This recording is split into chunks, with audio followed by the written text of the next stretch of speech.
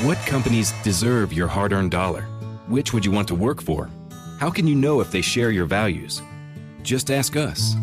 Just Capital is a nonprofit that tracks who really means business in supporting workers, customers, communities, the environment, and shareholders. We measure progress, track success, and help them be better.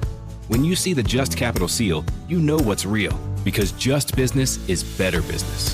Visit justcapital.com to learn who makes your dollar count. And good afternoon. We're doing it live right here in the 4 o'clock hour. We get right down to business here. We're doing it more in 2024, now at 4 in the afternoon. In case you hadn't heard, it's Mottek On Money, live on the air here on 790 KBC, streaming live online worldwide at kbc.com, and the on-demand Mottek On Money podcast at kbc.com, Apple, iTunes, and all your favorite podcast platforms. Stocks did bounce back today after the worst one-day drop of the year so far on the hotter-than-expected inflation report, which drove a sell-off and spoiled hopes for a Fed interest rate cut anytime soon. The Dow, which was down more than 500 points at the closing bell yesterday after having plunged more than 700 during the session yesterday, rebounded at the close today up 151. We're back to 38,424. The S&P 500 moved to 47, back to 5,000. And a fraction. The NASDAQ moved up 203 points at 15,859. We've seen some wild moves in the bond market lately in reaction to that inflation report as well. The VIX index, the so-called Wall Street Fear Index, which jumped about 14% yesterday, pulled back 9% today. We see gold up $1 now at 2,005 and change. Oil pulling back slightly now, down 14 cents at 76.51 a barrel. Today, we saw a rebound on some comments from Chicago Fed President Austin Goolsbee, cautioning the market shouldn't get too flipped out, in his words, over one inflation report, and added that the underlying trend still shows inflation is approaching the Fed's 2% target. Right now, it's nearly double that, at least at the core level, stripping out food and energy, as we heard in that January report. The hotter-than-expected inflation number threw the financial market into somewhat of a tailspin and upended investors' expectations about how soon and by how much the Fed might start cutting interest rates, which remain at about 2-decade highs. We heard today from another Fed policymaker that the recent troubles at New York Community Bank Corp. Not a sign of systemic problems in the banking system. This according to Fed Vice Chair for Supervision Michael Barr. In his words, a single bank missing its revenue expectations and increasing its provisioning does not change the fact that the overall banking system is strong and we see no signs of liquidity problems across the system. This according to the Vice Chair for Supervision at the Fed in a speech to a meeting of the National Association of Business Economics today in Washington. He also said there were, in his words, a few patches and pockets of risk in the sector, including the value of office commercial real estate in certain central business districts. We did see that New York Community Bank stock plunge earlier this month after it posted a surprise quarterly loss and disclosed trouble with its commercial real estate loans. Looks like the stock rebounded today by about 1%. On the positive side, it should be noted, loan-to-values look better than the last downturn, he said. And on the negative side, vacancy rates are higher because of the changing nature of work. Now, we'll get a comprehensive update this afternoon on commercial real estate here in Southern California with a giant in the business, Lou Horn, the president of CBRE for Los Angeles, Orange County, and the Inland Empire. LA City firefighters are speaking out against a measure called HLA that'll be on the March 5th ballot. It will require the installation of hundreds of miles of new bicycle lanes, bus lanes, and other changes on designated boulevards that undergo major repairs. I'll discuss that this afternoon with Susan Shelley, columnist for the Southern California News Group and host of the Howard Jarvis radio show, heard Monday nights right here on your favorite station, 790 KBC. But first, on your money, the markets, the economy, and the whole works now. Joining us live, Brian Perry, Chief Investment Strategist and Portfolio Manager at Mint Asset Management at mintassetmanagement.com, also author of the 25% Cash Machine. Brian, thank you very much for coming to the line today, coming off that big sell-off yesterday on that hotter-than-expected inflation number, closing mostly higher today here. Give us your assessment of things here at the moment. Well, the stock market had a solid showing today, Frank, with, considering yesterday's post-CPI retreat. The Russell 2000 even outperformed its peers, closing with a 2.4% gain after yesterday's 4% slide. So good to see that. For the year, NASDAQ's up not quite 6%. The S&P's up about 4.8, The Dow's up 2, and Russell's still minus about 1%. So we're off to a good start, and you're going to get these headline-driven sell-offs like we saw yesterday, where it gave short-term traders a reason to sell. It also gave those that have been sitting on the sideline a chance to buy some of the really great leadership stocks here that really inhaled hard. And then so if you're looking for a chance to get in this market, it's on days like that give investors an opportunity at least leg in for a partial position on some of the big leading names here, because you still have a market that is really surrounded by a lot of enthusiasm still for AI, and not just generative AI, but machine learning AI and manufacturing. And we're starting to see a lot of companies are talking about incorporating AI into their production lines and their factories, and certainly that's going to show up in some layoffs here down the road. But the market has really embraced this AI experience here as something that's going to add trillions of dollars to the GDP, both in the U.S. and globally. So this is starting to take on, some people are saying we're just still in the on-deck circle with this AI growth pattern going forward here. So again, you had big names like, the Microsofts of the world and all the chip stocks, higher today. And now you've got the Mag 7, which is pretty much the Fast Five now. You can't really count Apple and Tesla in this mix at this point in time. They've just kind of been left behind here. So what I'm seeing right now is a market here that wants to initially trade higher on any news that's friendly to the bond market. And we saw the bond market yields came in a little bit today. That was good, and that's all the market needed to see was a stable and steady bond market here where increased buying activity really followed suit. So, and you've got, like you said, Austin Goolsbee and other ones going, other economists and Fed governors out there saying that it's going to be a while before the Fed is fully ready to start cutting rates here. However, if you wait for inflation to get to 2%, over the course of that time, then we might be moving into a much slower period of growth. So I think there's a balance here where the Fed will start to consider maybe some rate cut action here in the June time frame, and then start to work into the fall.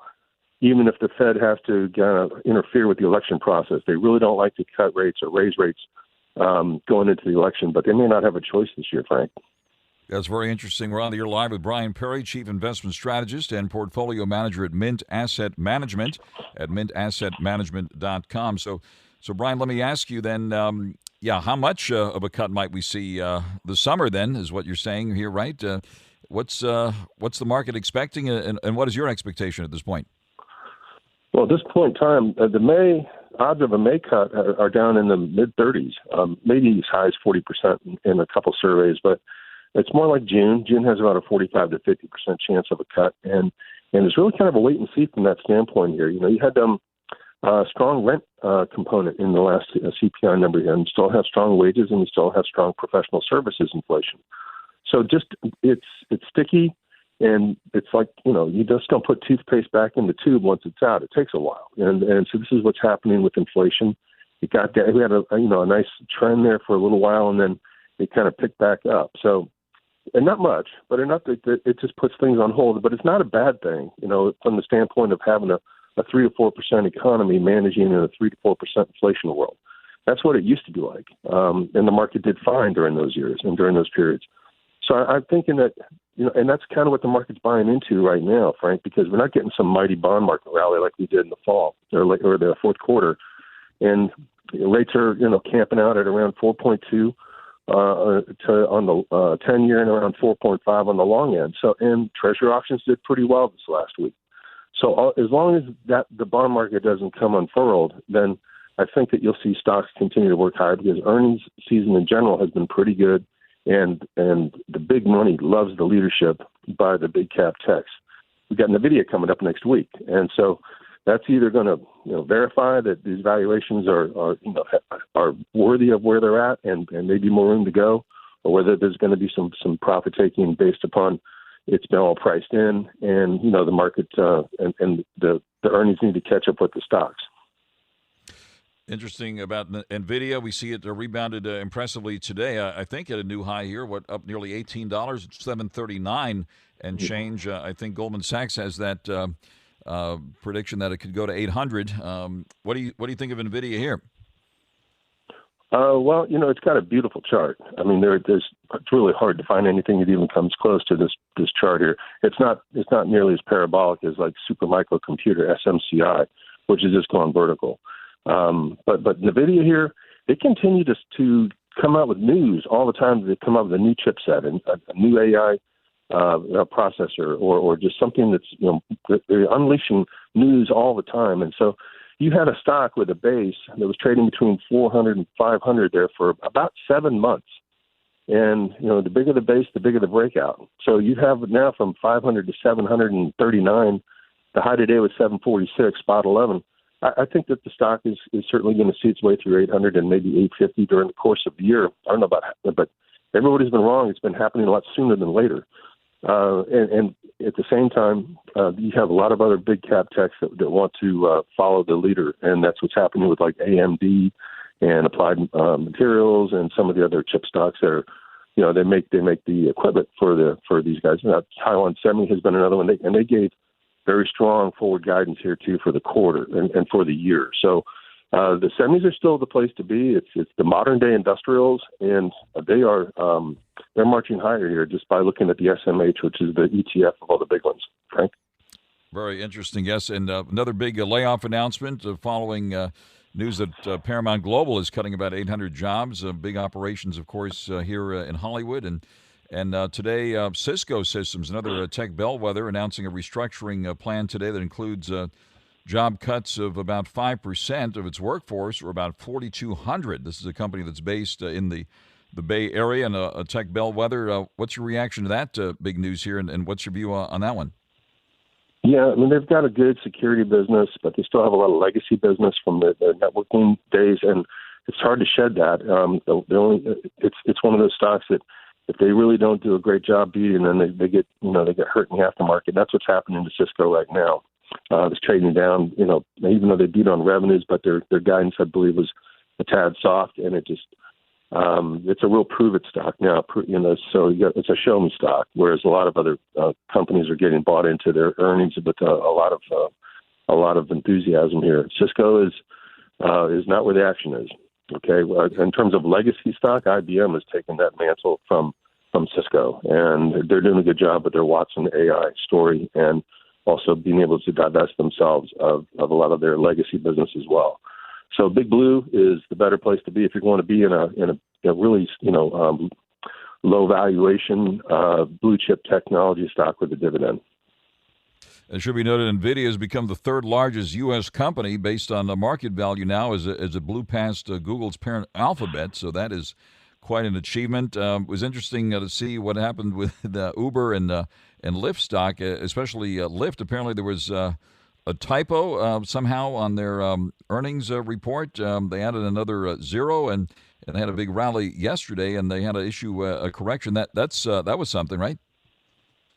It was. But again, the stock was higher today by, it had a huge day. It's close to 16, spot 37, up 35% on the day. It's up $4.24. So it's just, and the big short squeeze too, Frank. The stock was heavily shorted going into the number here, but it gave Uber that much more firepower. And Uber was, I think, one of the big, new all-time high today for Uber, I believe, but up $10 or 15% just about. A real breakout for that particular name, which is dominating the ride-sharing business. And it looks like that may have more room to run, too, because this is a momentum-driven leadership type of market right now where money is still buying into these names that are breaking out. And Uber's and even Lyft here may push higher here just because people are looking for stuff that really hasn't moved but it's in the same hot sector. So there may be some more short squeeze and more upside for Lyft, but I would prefer to buy Uber on a pullback if possible. All right, we're on the air live with Brian Perry, who is the Chief Market Strategist and Portfolio Manager at Mint Asset Management. And at this point, Brian, let me ask you the big question that we ask you here, and that is, where are you putting money now at this point and or taking it off the table? Well, I'm still adding to Amazon. I think Amazon's going to continue to carry higher. There's very strong money flow into Amazon here, and I think it's heading. It's at 171. I think it's going to make its way up toward 200. I still like Micron Technology here. That's pulled back from the high 80s to around 82 here. I think that's a good entry point for people looking for something to do tomorrow. Microsoft is at 410. It looks like it wants to trade to maybe 430, 440. In the energy sector, I still like Petrobras, PBR, trading at 17. I think that's the best in class. For those that want to trade the semis as a group, you can look at the leveraged ETF that's SOXL. That actually is a 3 times leverage on the SMH, which so it gives people a chance to flex their exposure in the semis. And certainly for dividend hunters out there, Verizon here has pulled back from 43 to 40. That's paying nearly a 7% yield. That looks good. In the industrial space, I like Fastenal, FAST, is a really good breakout stock there. And for people looking for anything in cyber, then certainly Sentinel, symbol S, is breaking out here. Just got an upgrade today as well, so that looks good. Coming off, I think it's the same story here. You have the consumer staples. Kraft Heinz has had a bad day. Pepsi's had a bad week. And so these stocks are just, they're not in the game here. Procter and Gamble and names like that. So don't try to fight the tape here. And lastly, but certainly not least, is Disney here. Disney looks like this is going to start marching higher here. It's 111.65, and there was a good number they had. They've got a lot of options here. You've got Peltz and his company out there, activists galore in this particular name. So a breakup of Disney is possible here later in the year, and some of the parts would be much bigger than the whole at this point, Frank. All right, and I think since we last spoke, Bitcoin went above 50,000 for the first time in a while. It's just below 50K here now, and of course, a lot of new attention focused on Bitcoin since the SEC approved those Bitcoin ETFs. So, what are your thoughts on Bitcoin and the cryptos here with what's been going on? Yeah, it was a little bit early here last week, Frank. I sold it at 47,000, and it traded up to 52, I think, on the high end here in this latest move. That's broken above the prior high, which was the 47,000 area. So I thought it was going to hit its head and pull back, and it did not. So this is new. This is new ground here because you have this the halving of Bitcoin coming in May here. Where they actually cut in half the production of new Bitcoin. So it's moving up in front of that, and also you just have some nervous people about the dollar here and the debt, and that seems like that's going to be where you're going to continue to get money that wants to own this particular hedge against that. Well, not just the dollar, but other currencies around the world, based upon just skyrocketing debt. Dovetailing that is this Coinbase. I think it's just rocketed higher here from 120 to 164 in the last week, and so it's all moving in the crypto space. And up in here, I think it's one of those times where you trade some and you may keep some. And for longer term investors, they've done well, but it's been a wild ride. And I would just say that again, trade these hot moves, but also keep some in your back pocket or on the side, just so you got it in case it just continues to go and turns out to be just another big multi 10 bagger or whatever. It has the potential, but it's also got a lot of people in high places that don't want to see it succeed. And I should have mentioned this earlier, but wild moves in the bond market since that inflation. Look at the yield on the 10-year note all the way up to 4.25% here. That's the one that impacts the fixed rate mortgage rate. So what do you see ahead for those yields? Well, the bond market controls, basically everything out there. It's much, much bigger than the stock market. So if rates continue to bump higher, then that's going to be a major headwind for stocks. I think that at this point in time here, that the bond market has bought into the fact that there's no rate cuts coming for maybe 6 months, possibly. So I think that the greater move in the bonds are done in terms of selling off and where yields are posting higher here. I think we'll trade sideways for a while and just see how the next treasury auctions go, Frank, because if they're met with decent demand, then bonds will stay steady. But if the bond auctions don't go well because they continue to pile on, how much debt they have to bring to the market, then that's going to be a problem for the Fed because they can't control the long end of the curve. They can only control the short end of the curve. And that's going to, again, like you said, that could cause some slowing in housing, which we've already seen in some of the hot markets like, Austin and Nashville and Phoenix and places where they pulled back. So I'm looking for the housing market to maintain a decent bid, but also, you've got a treasury market here, which you just had a big jump in rates here, and it looks like that's got to consolidate for here, at least for the time being. Terrific, Brian. Thank you very much for that thorough assessment of things here. That is Brian Perry, Chief Investment Strategist and Portfolio Manager at Mint Asset Management at mintassetmanagement.com, author of the 25% Cash Machine. Brian, we'll let you get on with Valentine's Day there. Thank you very much for taking the call here this afternoon. Okay, great to be with you. Thanks again. Happy Valentine's Day. Thank you very much, Brian. Thank you very much. So Cupid Zero hitting Wall Street today. We'll have a recap of the numbers here shortly. But right now, out to check your ride this afternoon here on 790 KBC. Folks, if you're hurt in an accident, you need an experienced advocate. And Clark Fielding and his team of sharks at Fielding Law are on standby ready to dive into your case. My friend Clark the Shark is fearless for justice and your go-to attorney when injured in an accident that was not your fault. Whether it's a car accident, slip, trip, fall, or any other personal injury, Fielding Law is here to make sure you get the care, attention, and compensation you deserve. Fielding Law can assess the circumstances of the case, negotiate tenaciously with insurance companies, and if needed, file a lawsuit and litigate to seek fair compensation on behalf of you, the injured party. An injury is a major disruption in your life. Medical expenses, lost wages, pain and suffering, property damage, and other losses incurred as a result of the injury are part of the damages. Don't try and handle the process alone. You need an expert in the process, and the team at Fielding Law are the ones to trust. Put Clark Fielding's number in your phone under the word accident. That number, 833-88-SHARK, 833-88-SHARK, or go to clarkthesharklaw.com. 790 KBC welcomes Il Divo coming to the Orpheum Theater on July 12th. Tickets are on sale now at Ticketmaster.com. And right now, caller 9 wins at 1-888-795-2222. You can get a pair of tickets to the show if you're caller 9. Call right now, 1-888-795-2222. Mottek On Money continues here in 790 KBC. Happy Valentine's Day. We did feel the love on Wall Street today with the Dow 151. Back to 38,424. The S&P 500 at 47 at 5,000. And the NASDAQ of 203 points at 15,859. The yield in the 10-year note back up to 4.25%.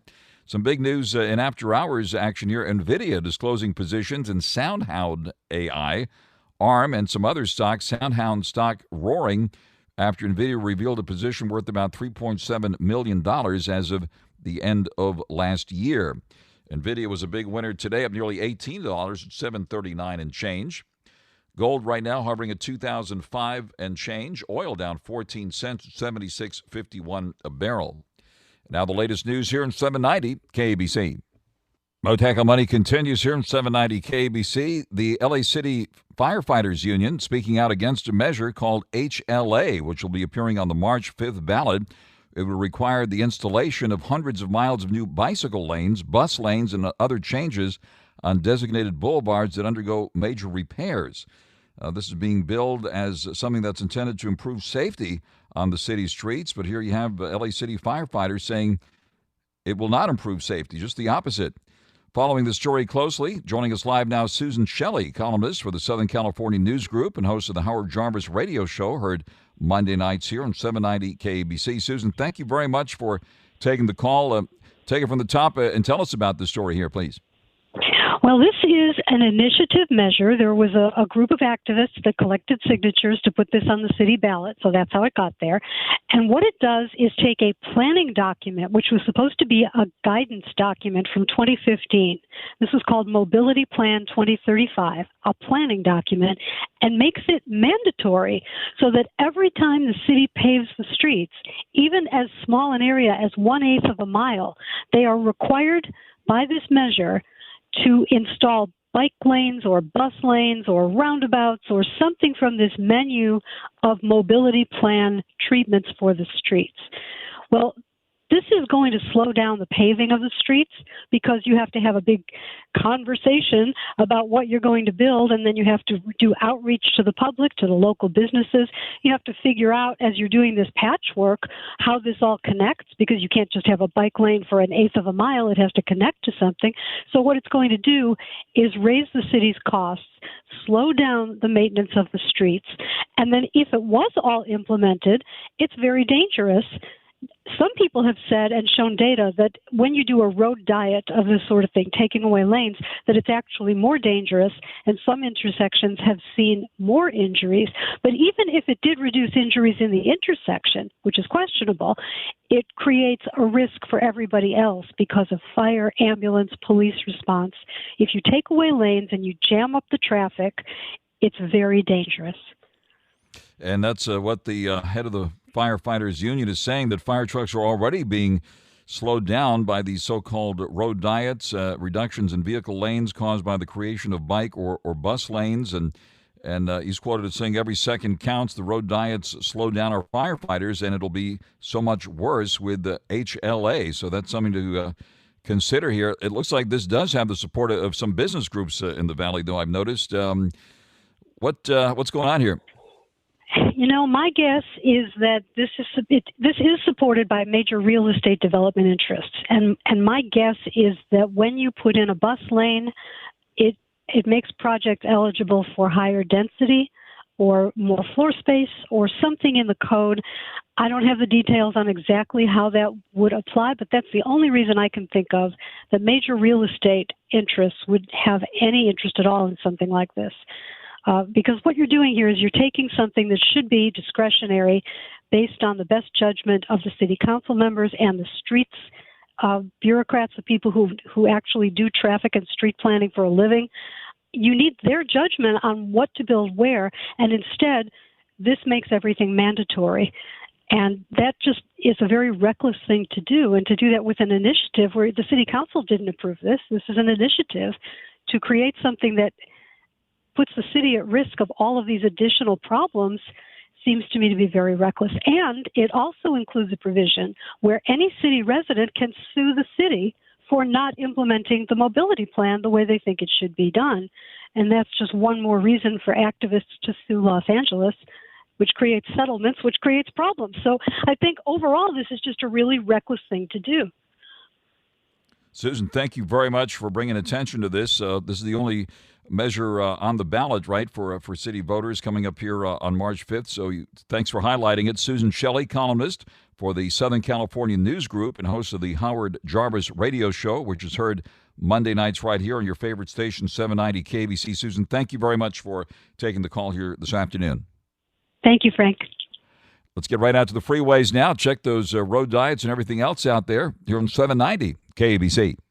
Mottek On Money continues here in 790 KBC. Good afternoon. We're doing it live in the 4 o'clock hour.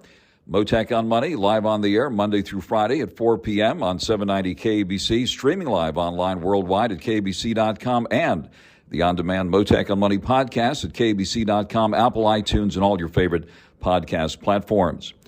Joining us now, a giant on the LA business scene, business and civic leader Lou Horn, the president of CBRE for Greater Los Angeles, Orange County, and the Inland Empire, a giant in the commercial real estate world, which, of course, is getting a lot of attention these days. Lou Horn, thank you very much for joining us here. Give us an update on what's happening here on the commercial real estate scene in the Los Angeles area. Thank you, Frank, and good afternoon. I appreciate being on your program. I always enjoy your show. Thank you. I think we're seeing a fairly significant transition into 2024. We're very optimistic in certain segments, but other segments we are expressing some concerns. So when commercial real estate is really considered office, industrial, retail, and multifamily, we work with the occupiers of that space. We also work with the investors in that space. And the investors can be broken into two categories: the institutional investor and the private client investor. In the Southern California market, there's a tremendous amount of private wealth. So we do have a very large private sector here that is focused on investment activity. I think across all product types, all four, the increases in the interest rates and the recent news on the inflation has really created this higher interest rate environment, which has had a major impact on that bid to sell story. And it's really slowed the capital markets down significantly. Obviously, office getting a lot of the attention nowadays, that slow return to the office. What's happening here in the Los Angeles area, especially in the downtown LA area? Well, there's a tale of two cities with downtown Los Angeles and other markets, but I think that the biggest story on on all four of those food groups, office, industrial, retail, and multifamily, really is the return to office scenario. Right now, what we're seeing in the office sector, in the institutional and private client sector, is that it's very difficult. It's a very difficult lending environment. And it's difficult because the lenders are concerned about the slow return to office and how much space will really be required over the coming years.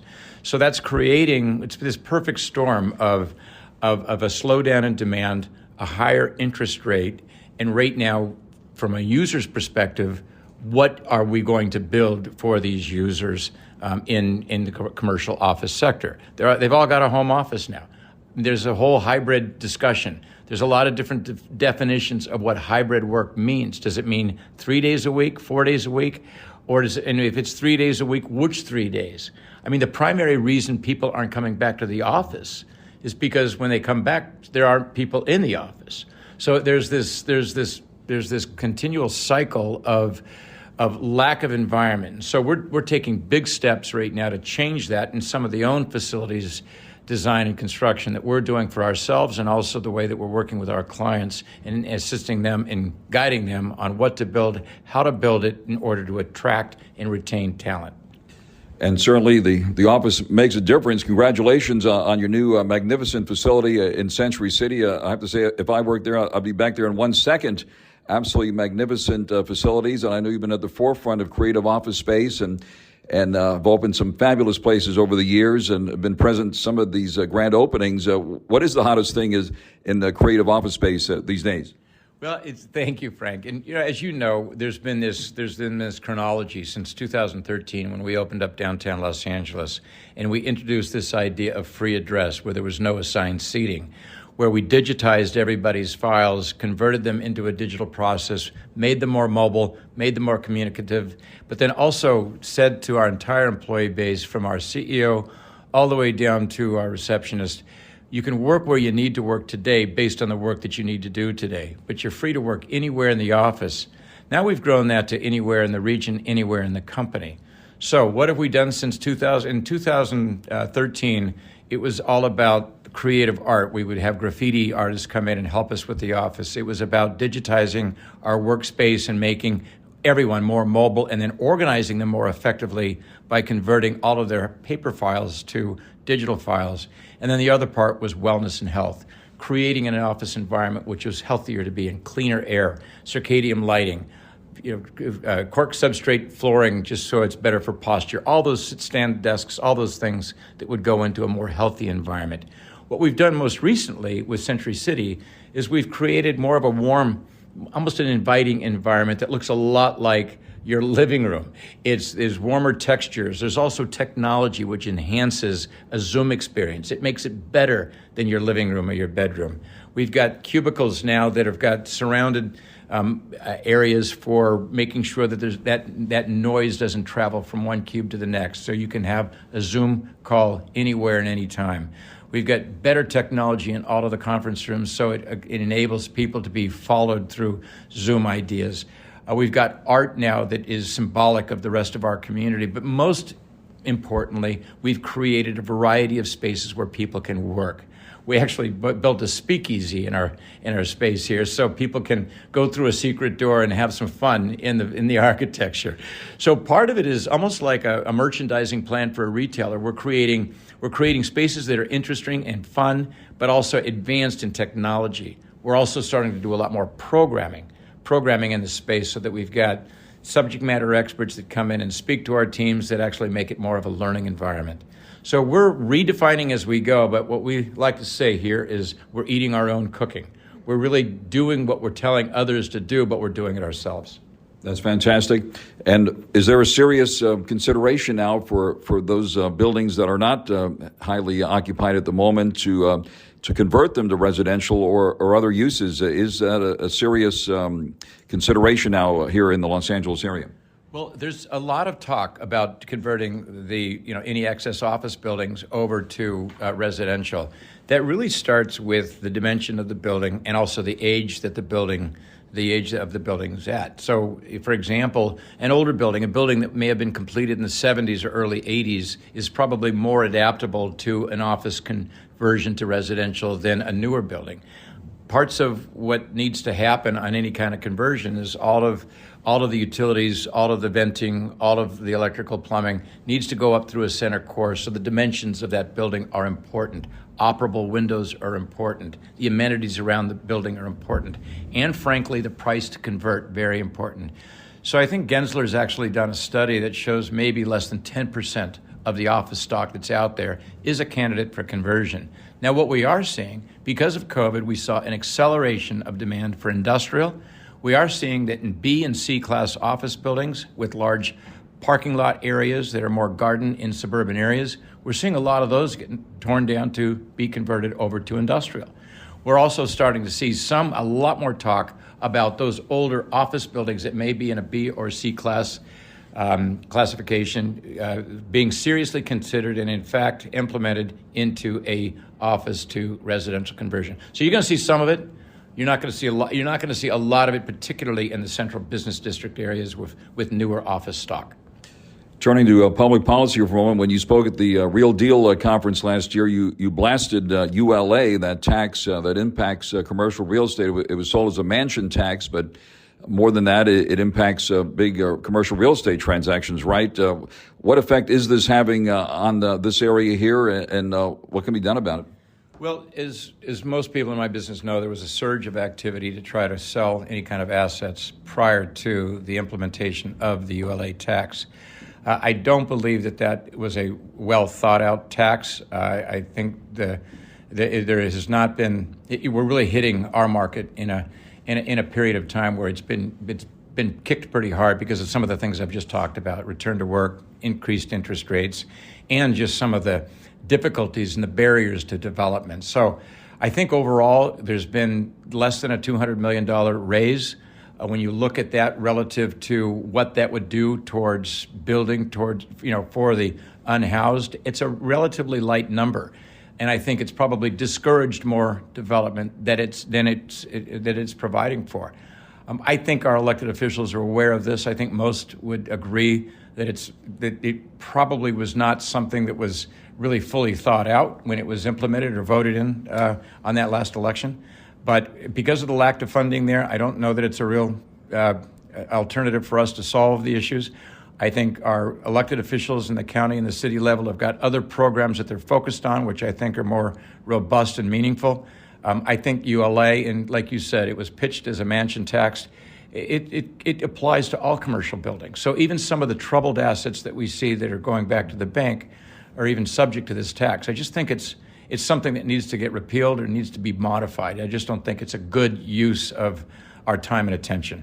Lou Horn, I wish we had more time, but thank you very much for that thorough, comprehensive update on what's happening on the commercial real estate scene here in Southern California. That is Lou Horn, president of CBRE for the greater Los Angeles area, Orange County, as well as the Inland Empire. Lou Horn, thank you very much for joining us here on Mottek On Money on 790 KBC. Thank you, Frank. I appreciate your time. The Rolling Stone Music Now podcast gets inside the biggest stories with Rolling Stone senior writer Brian Hyatt. And here's Lil Yachty with Tierra Whack. I've never been to a fashion show. I never did any Paris Fashion Week, New York Fashion Week, and I'll tell you why. Because I would always go to events and people would say to me, "Oh man, Yachty, man, I love your music, bro." And I should be like, "What song?" At the time, I didn't love my music. I would feel like I'm in a room with all these artists and they all respect each other, and I feel like no one respects me. Rolling Stone Music Now, wherever you listen.